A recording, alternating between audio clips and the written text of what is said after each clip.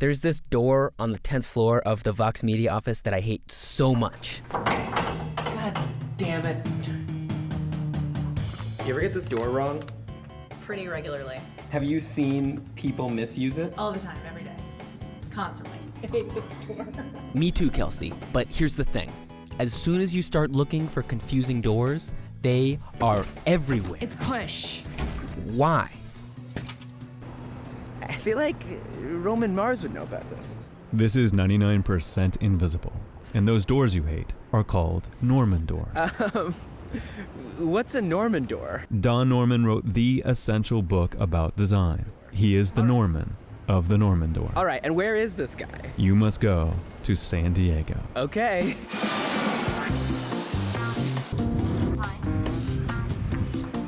Hi, Joe. Hey. I'm Don Norman. It's hard to describe what I am. Well, he's been a professor of psychology, professor of cognitive science, professor of computer science, a vice president of advanced technology at Apple. But for our purposes. I was spending a year in England, and I got so frustrated with my inability to use the light switches and the water taps and the doors even, that I wrote this book.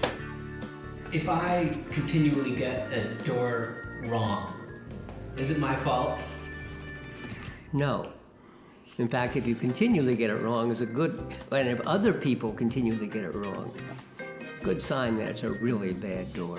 A Norman door is one where the design tells you to do the opposite of what you're actually supposed to do, or gives the wrong signal and needs a sign to correct it.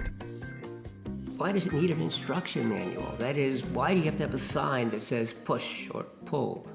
Why not make it obvious? It can be obvious if it's designed right. There are a couple of really simple, basic principles of design, and one of them I'll call discoverability. When I look at something, I should be able to discover what operations I can do. The principle applies to a whole lot more than doors. And it's amazing with many of our computer systems today.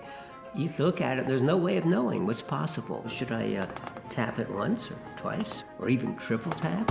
So discoverability, when it's not there, well, you don't know how to use something. Another is feedback. And so many times there's no feedback. You have no idea what happened or why it happened. And these principles form the basis of how designers and engineers work today, commonly known as user or human-centered design. I decided at one point the word user was a bit degrading. Why not call people people? And it's amazingly simple and amazingly seldom practiced. We call it iterative because it sort of goes around in a circle. We go out and we observe what is happening today. We observe people doing the task. And from that, we say, oh, we have some ideas. Here's what we should perhaps propose to do. Then you prototype your solution and test it. Quite often, these are wrong at first. But each time we go around the circle, we do a better job of making the device until the point we're actually making something that really works. And this process has spread all over the world. And it turns out it's improving lives. From better everyday things like the ones that Don wrote about, to using the same process to solve huge problems in public health in developing countries. Water, sanitation, farming, lots more. So what'd be a better human-centered door? An ideal door is one that as I walk up to it and walk through it, I'm not even aware that I had opened the door and shut it. So if you had a door which had a flat plate, what could you do?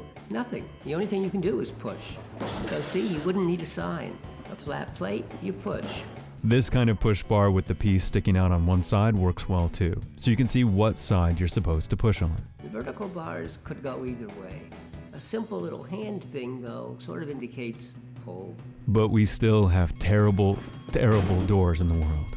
So many of them. There are lots of things in life that are fairly standardized, and therefore, whether I buy this house or not is not a function of whether it has good doors in it.